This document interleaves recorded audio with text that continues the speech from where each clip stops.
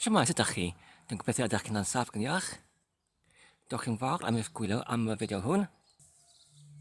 Heddiw dwi'n mynd i dechrau rhestr o fideoedd newydd ynglyn at yr datgystio. A dyma'r gist gyntaf ar gyfer y datgystio. Dwi'n eisoes yn gwybod beth sydd yn yr swmbel hwn, ond yr amcan o'r fideo yw i cadw yr gwyliwr yn dyfalu. Ydych chi yn gallu dyfalu beth sydd yn y swmbel yma. Roedd angen i mi i dwyn yr swmbel yma union i'r ardd oherwydd mae'n ychydig yn fawr. Wel, cawn ni agorfau te.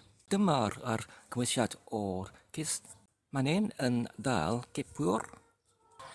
A dwi'n yn dyfalu, mae'n un gallu yn cipio bethau arall hefyd yn atrych nag yn unig dail, fel enghraifft toriadau oddi wrth glas wellt. Roedd yn costio £15.99 ceiniog yn cynnwys danfoniad. Mae'r golyn neu clustiog o'r dal cipwr yn cael ei gwneud oddi wrth y defnydd o'r plastig, ac mae'r paladr neu yr bon yn cael ei gwneud oddi wrth y defnydd o fetel.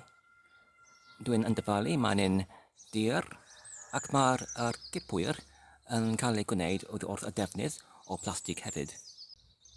Ynglyn at pwys, mae'n yn dweud ar glidwr ar tiflaen o'r swmbel, mae'r pwys yn 1300 gram, ond mae'n yn temlo yn ysgyfan iawn. Wel, sut mae ei i defnyddio? Ai ydy fe yn effeithlon? Wel, fan yma mae gyda ni cymysgiad o'r brigynau sych gyda'r toriadau oddi wrth y glas wellt, ac os dwi'n yn gosod yr dal cipwr arno fe, ac wedyn i casglu yr toriadau glas wellt i gyd gyda'r brigynau fel yno.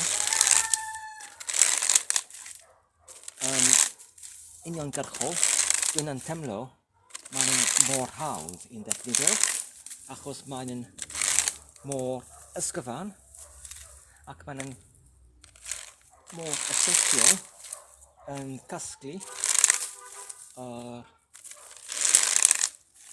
toriadau'r glas wellt ac hefyd y brigynau fel hyn. Felly dwi'n yn gallu dweud dwi'n mor argraffwyd gyda fe.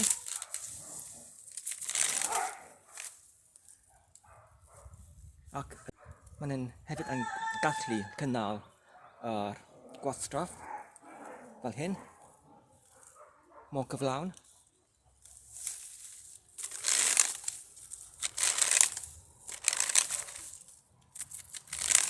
Ydy, dwi'n mor falch gyda fe.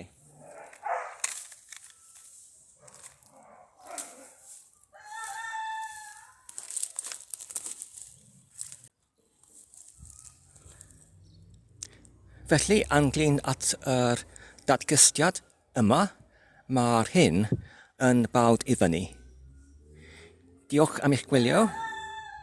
Dwi'n gobeithio ydych chi'n wedi mwynhau ac yn ei canfod yn defnyddiol. Tan y tro nesaf, cadw saff ac yn iach, a hwyl.